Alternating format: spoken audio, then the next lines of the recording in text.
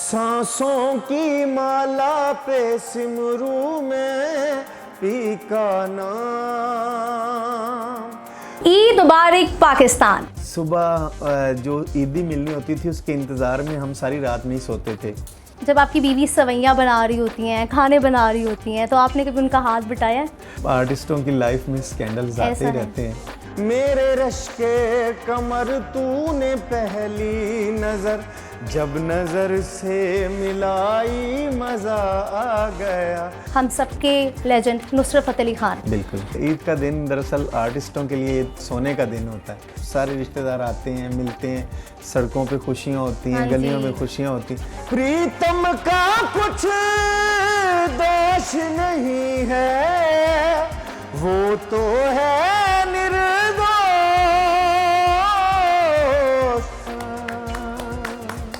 Thank you so much sir.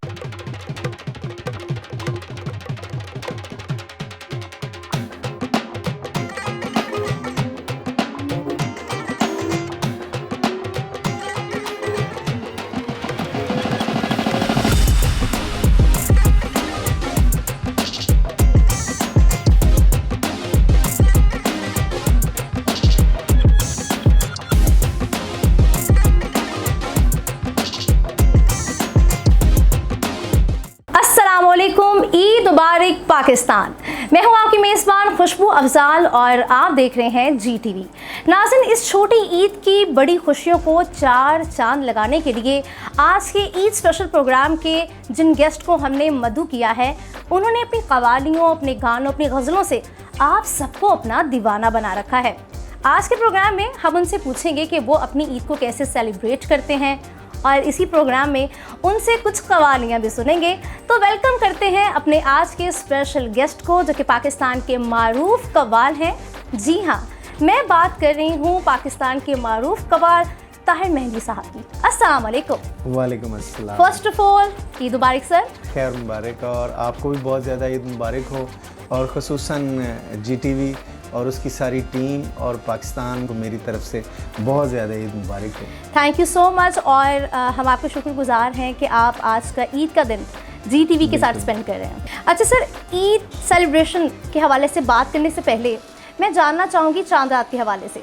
चांद रात आप कैसे सेलिब्रेट करते हैं, मुझे ये बताएं। क्या चांद रात भी आप कवाली नाइट्स के इवेंट्स में बिजी होते हैं? पाकिस्तान में हूँ तो अपने बच्चों के साथ, फैमिली के साथ ईद गुजारूँ। मेरी बेटी है जो मेरे साथ बड़ा, अच्छा, वो मेरी दोस्त भी है, बेटी भी है, तो मेरा ज़्यादा टाइम उसके साथ गुजरता है। अच्छा जी, बहुत से सिंगर्स गुलकारी को छोड़ के कवाली की फील्ड में आ रहे हैं। कहा जाता है कि कवाली की फील्ड में पैसा बहुत है।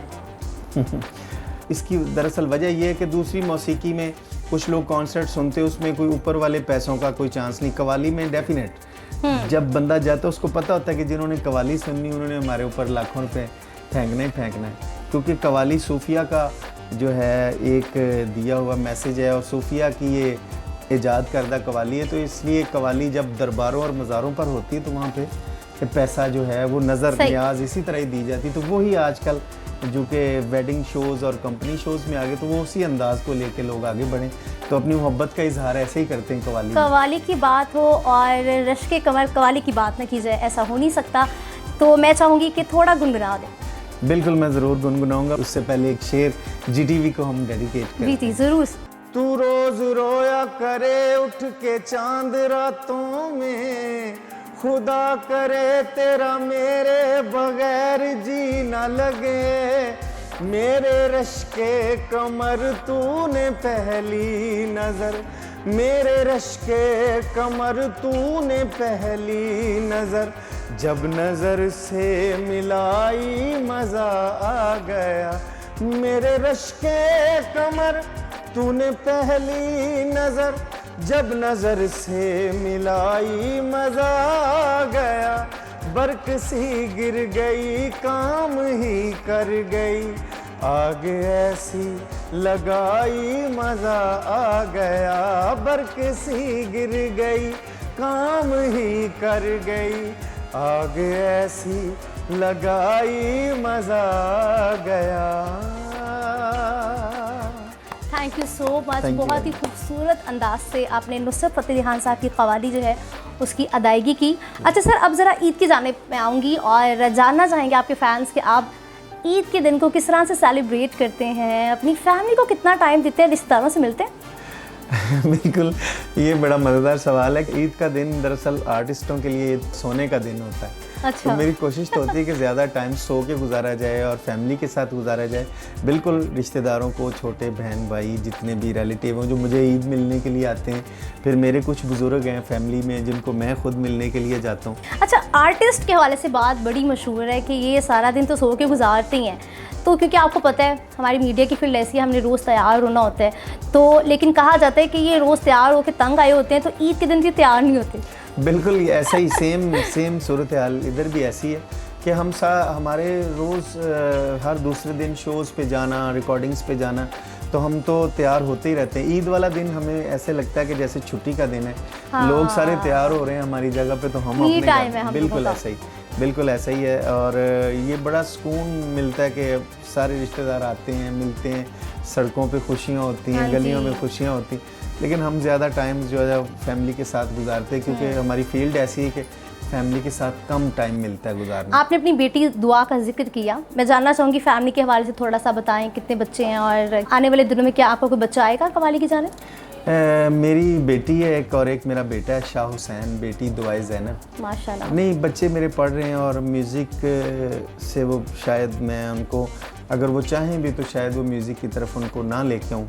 उसकी वजह ये कि ये बड़ा मेहनत तलब काम है और ये बड़ा मुश्किल काम है। ये इसके अंदर बड़े चैलेंजेस आते हैं, बड़ी मुश्किलात आती हैं जैसे हमने फेस की और कर रहे हैं। तो मैं जानना चाहूँगी कि हर बंदे का एक स्टार्ट पॉइंट होता है, एक पॉइंट होता है जिसमें उसने अपना एक नाम बना लिया होता है। ये जर्नी थोड़ी सी ज़रूर शेयर करें जिसकी वजह से आप चाह रहे हैं कि आपके बच्चे वो स्ट्रगल फेस ना करें। क्या आपका वो वक्त था? क्योंकि देखिए, कहा जाता है अच्छा वक्त हो ना तो आपके दुश्मन भी आपका साथ दे देते हैं, जब बुरा वक्त हो ना तो फिर आपके रिश्तेदार भी आपका साथ नहीं दे रहे होते। बिल्कुल ऐसा ही है। मैंने अपने स्ट्रगल दौर में बहुत मेहनत की, हर आर्टिस्ट ने बड़ी मेहनत की। जब भी आप कोई देखेंगे कि कोई कामयाब आर्टिस्ट आगे कामयाबी की तरफ जा रहा है या कामयाब हो चुका, तो वो बड़ी मेहनत करके आना पड़ता है। इसमें जब शुरू में स्ट्रगलिंग दिन थे, आजकल तो ये इन हालात में तो अल्लाह का बड़ा शुक्र है, जब स्ट्रगल कर रहे थे तब किराया नहीं होता था हमारे पास और फैमिली का प्रेशर था। फिर मेरी बैड लक ये हुई कि मैं जब सीख रहा था तो मेरे उस्ताद मोहतरम प्रिंस ऑफ गज़ल परवेज़ मेहदी साहब, उनका इंतकाल हो गया। फिर मुझे एक और चैलेंज का सामना करना पड़ा, लेकिन मेरे रूहानी उस्ताद, जो मेरा जॉनरा था वो कवाली था। मैंने गज़ल की तरबियत ली, मैंने गज़ल सीखी, लेकिन मेरा असल जो जॉनरा था वो कवाली था। और कवाली में मेरे हम असर जितने भी लोग हैं उनके सब के उस्ताद नुसरत फ़तेह अली। क्या बात है। तो हम फिर बहुत मेहनत करके आगे, बड़ी मुश्किलात का सामना, बड़ा कुछ किया। फिर अल्लाह ताला का शुक्र है कि इतने मुल्कों में परफॉर्म किया और बाहर जाके पाकिस्तान। बचपन की ईद को हम कैसे भूल सकते हैं? कहा जाता है ईद तो बच्चों की होती है। बचपन का कोई खुशगवार वाक़या जो आप शेयर करना चाहें? बचपन की ईद के हवाले से वाक़यात तो बहुत सारे हैं, लेकिन कुछ चीज़ें ऐसी हैं जिनको बहुत मिस करते हैं। वालदा नहीं है, दुनिया में से चली गई हैं, वालिद दुनिया से चले गए, उनको बहुत मिस करते हैं। और वही ईद थी जब सारी रात नींद नहीं आती थी, सुबह जो ईदी मिलनी होती थी उसके इंतज़ार में हम सारी रात नहीं सोते थे। अब नीचे गाड़ियाँ खड़ी हुई आपने देखी, उनकी इतनी खुशी नहीं है। मैं समझता हूँ कि वो जो ईद थी ना, वो उसको बहुत मिस किया। जब वही याद जब मेरी बेटी मुझसे ईद मांगती है तो मुझे लगता है कि इसको इतनी ही इंतज़ार है जितनी कभी हमें होती थी। तो मैं समझता हूँ कि ईद वाकई बच्चों की होती है और बड़ा एक। अच्छा सर, अब हम आते हैं सर आपके प्रोफेशन की जानिब। बिल्कुल। आपके दिल के करीब सबसे ज़्यादा कौन सा आपका अपना कलाम है? मेरे तो वैसे तो मेरी चूँकि कवाली फील्ड है तो मैं कवाली में मैं जनाब रिसाले दमाब की नात को बड़े मेरे दिल के करीब है। जब मैं ख़ुद भी नात पढ़ता हूँ, कवाली में नात पेश करता हूँ, तो मैं ख़ुद भी रो पड़ता हूँ। मोस्टली स्टेज पे जब हम शुरू करते हैं तो मेरी आंखों में आंसू आ जाते हैं। मैं देख रही हूँ कि आपका कुछ रुझान सूफ़ी कलाम, सूफ़ी कवाली की जानिब बढ़ता जा रहा है, इसकी ख़ास वजह क्या है? सूफिया का मैसेज हमेशा रहने वाली चीज़ है, तो दुनिया में वो चीज़ करनी चाहिए जो हमेशा रहे। गज़ल गाने ये एक मौसम की तरह है, दौर आता है, चेंज हो जाता है, बदलते रहते हैं। लेकिन देखें बुल्ले शाह सरकार का कलाम अब भी ऐसे ही है, मियां मोहम्मद बख्श का कलाम अब भी ऐसे ही, नात शरीफ का मकाम जो है वो अब भी ऐसे ही, वो ऐसे ही रहेगा ताक़यामत। जहाँ पे बात हम करे थे ईद के हवाले से, बिल्कुल। तो मुझे ये बताएं कि जब आपकी बीवी सवैयाँ बना रही होती हैं, खाने बना रही होती हैं, तो आपने कभी उनका हाथ बटाया है? देखिए, मैंने बचपन से जब होश संभाली तो मैंने बहुत कुकिंग की, मैं कुकिंग बहुत अच्छी कर लेता। अच्छा। लेकिन ये अल्लाह का शुक्र है कि जब से वो मेरे घर में आई है तब से मैं किचन में कभी मैंने घुस के भी नहीं देखा। हाँ, वो मेरा हाथ बटाने का अंदाज यही है कि वो अगर बना रही हो तो मैं थोड़ी देर पास खड़ा हो जाता हूँ। लेकिन यहीं पर मैं आपसे एक सवाल पूछूंगी। मैंने आपके कुछ गाने देखे जिसमें आपने अपनी म्यूज़िक वीडियोस में अपनी हीरोइन के साथ खुद मॉडलिंग के जो फ़राइज़ हैं वो सर अंजाम दिए। तो मुझे ये बताएं कि कभी कोई स्कैंडल आपका ऐसा कोई बना हो, ऐसा कोई आपको फेस करना पड़ गया हो, कोई ऐसा वाकया शेयर करना चाह रहे हो आपको, ओह ये क्या हो गया मेरे साथ? आर्टिस्टों की लाइफ में स्कैंडल्स आते ही रहते हैं, तो इस तरह की बहुत सारी चीज़ें हैं। बस ये अलामती तौर पे आप समझ लें कि इस तरह की बड़ी चीज़ें आई हैं, उनको कैसे फेस करते हैं और कैसे सामना करते हैं ऐसी चीज़ों का?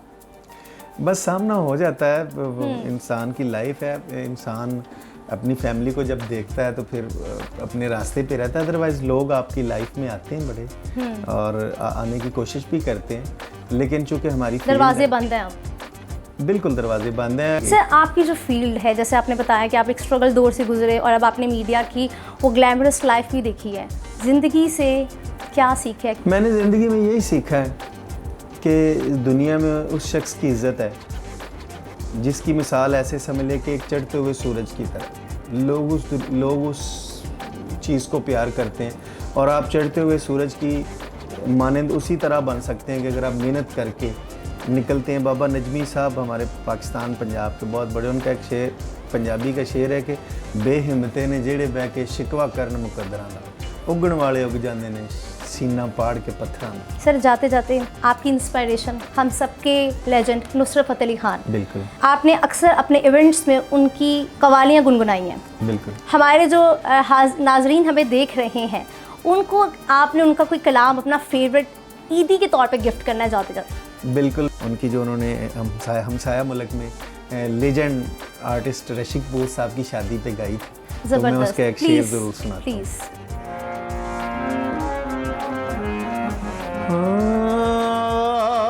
पिया इन नैनन में जो पलक ढांप तो है लूं, ना मैं देखूं गैर को, ना तो है देखन दूं। सांसों की माला पे, सांसों की माला पे सिमरू में पी का नाम, सांसों की माला पे सिमरू में पी का नाम। अपने मन की मैं जानूं और पी के मन की राम,